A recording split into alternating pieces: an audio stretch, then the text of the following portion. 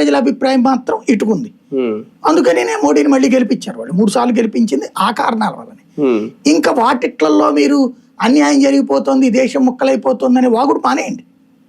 అది ఇక మీరు నిజంగా కన్స్ట్రక్టివ్గా చేయాలంటే పబ్లిక్ కి నేరుగా ఎదురవుతున్న సమస్యలు, ఫర్ ఎగ్జాంపుల్ జిఎస్టి వ్యాపారులు ఉంది అంటే ఒక్కొక్క వర్గాన్ని మనం అబ్జర్వ్ చేసుకోవాలి. సమస్య ప్రస్తావించడంతో పాటు పరిష్కారం చూపించాలి. ఎట్లా ఉంటది ఇప్పుడు ఫర్ ఎగ్జాంపుల్ ఒక వ్యాపారస్తుడు, ఇప్పుడు మనమే ఉన్నాం, మనకి ఒక 1/2 డజన్ మంది పని చేస్తాం, మనకి డబ్బులు వాడేస్తే ట్యాక్స్ 18 రూపాయలు వెళ్ళిపోతుంది అక్కడ. మన జీతాలన్నీ పోయిన తర్వాత మనం తినడం లెక్కేసుకోవాల్సి వస్తుంది. వ్యాపారస్తులకు అదే సమస్య కదా. ఇప్పుడు ఒక అట్టు ఇడ్లీ వేసుకునేటప్పుడు వ్యాపారం ఉన్నాడు, అతనికి రోజుకి ఒక 10,000 రూపాయలు బిజినెస్ జరుగుతుంది. నెలకు వచ్చాడు 3 లక్షలు, ఏడాదికి వచ్చేటప్పటికి 12 3 36 లక్షలు. యాజ్ ఫర్ నామ్ జిఎస్టీ ప్రకారం చూస్తే 18% ట్యాక్స్ కట్టాలి.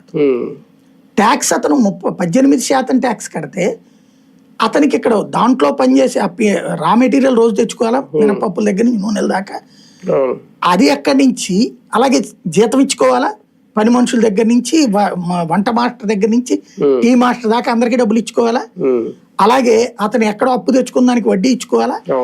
ఇవన్నీ పోయాక ట్యాక్స్ రూపంలోనూ 30 లక్షల రూపాయలకి 36 లక్షల రూపాయలకి దగ్గరగా 6 లక్షలు ట్యాక్స్ తీసేసుకుంటా 5 లక్షల రూపాయలు అంటే ఇది